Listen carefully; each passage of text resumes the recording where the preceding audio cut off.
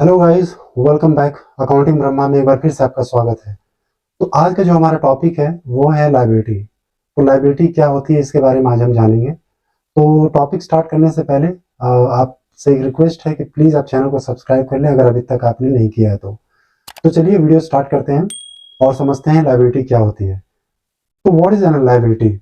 Liabilities are obligations or debt that an enterprise has to pay to others.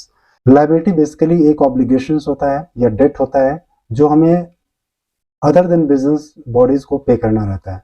जैसे कि अगर मैं एक बिजनेस रन कर रहा हूँ तो मैंने अगर कोई सप्लायर से अगर रॉ मटेरियल खरीदा है तो उसको जो पैसे देना है दैट इज कॉल्ड लायबिलिटी।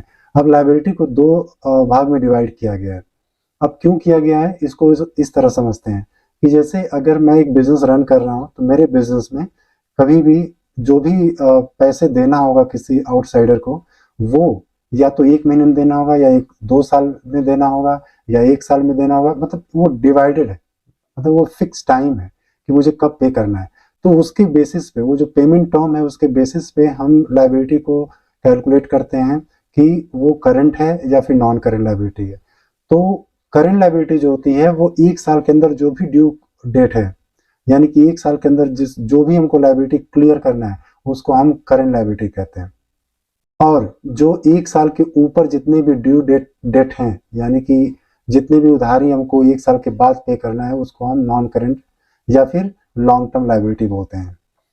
अब आगे बढ़ते हैं और देखते हैं कि इसके एग्जांपल्स क्या क्या हैं। तो जैसा कि मैंने बोला कि लायबिलिटी को दो पार्ट में डिवाइड किया गया है, long term liability and short term liability, जिसको हम नॉन करंट लायबिलिटी और करंट लायबिलिटी बोलते हैं। तो इसके एग्जांपल देखते हैं कि क्या क्या है।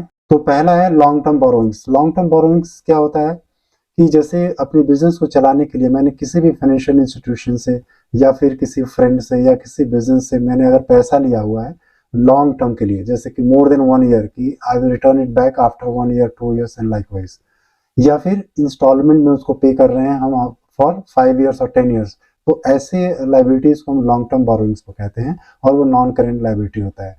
देन नेक्स्ट है डिफर्ड टैक्स लाइबिलिटी, यानी कि जो भी हमको टैक्स पे करना रहता है गवर्नमेंट को, दैट नेट टैक्स, उसको हम बोलते हैं क्या, लॉन्ग टर्म लाइबिलिटी।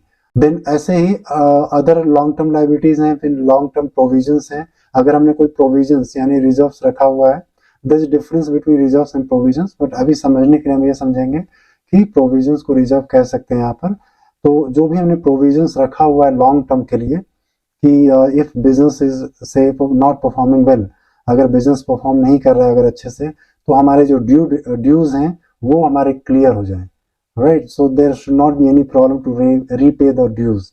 तो उसके लिए हम कुछ प्रोविजंस रखते हैं, ठीक है। तो उसको लॉन्ग टर्म प्रोविजंस जो भी रखते हैं उसको वो लॉन्ग टर्म लायबिलिटीज में आती है। अब एग्जांपल देखते हैं करंट लायबिलिटीज के। तो पहला है शॉर्ट टर्म बोरोइंग्स, यानी कि जो विद इन 1 ईयर जो भी हम बोरोइंग्स लिए हुए हैं उसको हम पे कर दे रहे हैं, उसको शॉर्ट टर्म बोरोइंग्स कहते हैं और वो करंट लायबिलिटी होती है। ट्रेड पेबल्स ये क्या होते हैं, ये क्रेडिटार्स होते हैं, यानी आपके बिजनेस के सप्लायर। अगर आपके बिजनेस में जो भी बॉडी इन्वॉल्व है, जो भी सप्लायर्स इन्वॉल्व हैं, उनको जो आपको पे करना है उसको कहते हैं trade payables. Other current liabilities, then short term provisions क्या हो जाएंगे। शॉर्ट टर्म प्रोविजंस यानी कि आपको से फॉर एग्जांपल ऑफिस में अगर इंटरनेट है तो उसके लिए आप कुछ प्रोविजंस आप क्रिएट करोगे, राइट। उसके लिए कुछ रिजर्व रखोगे, नेक्स्ट मंथ में आपको उसको जो पे करना है। तो देन आपका सैलरी हो गया, उसके लिए प्रोविजंस रखते हैं। जो भी इस तरह के छोटे छोटे एक्सपेंसेस होते हैं उसके कुछ प्रोविजंस हम क्रिएट करते हैं और उसको हम रखते हैं। तो वो शॉर्ट टर्म प्रोविजंस को भी हम करंट लायबिलिटी कहते हैं। देन स्टॉक मतलब आपका अनसोल्ड गुड्स, जो भी आपके बिजनेस प्रेमिसेस में, आपके मैन्युफैक्चरिंग यूनिट में जितने भी स्टॉक्स हैं उसको भी करंट लायबिलिटी कहते हैं। देन कैश इन हैंड, जो भी कैश है कंपनी के पास। देन कैश एट बैंक, जो भी उनके बैंक अकाउंट में जो भी कैश है। नेक्स्ट है difference between current and non current items. अब ये करंट आइटम्स जो भी हमने डिस्कस किया और नॉन करंट आइटम जो हमने डिस्कस किया, उनके बीच में डिफरेंस क्या है। तो करंट असेट्स और current liabilities are involve in operating cycle.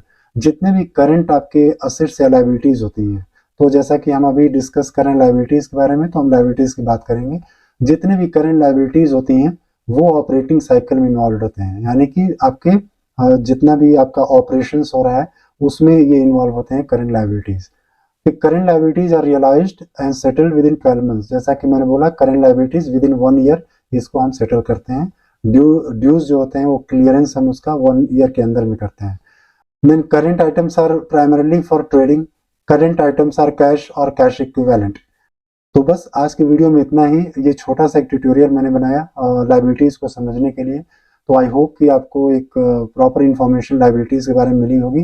अगर कोई इससे रिलेटेड क्वेश्चन हो आपको तो प्लीज कमेंट करके मुझे जरूर बताएं। मैं उस टॉपिक को कवर करने की कोशिश करूंगा और आपके क्वेश्चन को सॉल्व करने की कोशिश करूंगा। तो फिर जाने से पहले आपसे एक रिक्वेस्ट एक बार फिर से है कि आप प्लीज चैनल को सब्सक्राइब कर लें और मिलते हैं फिर नेक्स्ट वीडियो में। तब तक के लिए नमस्कार।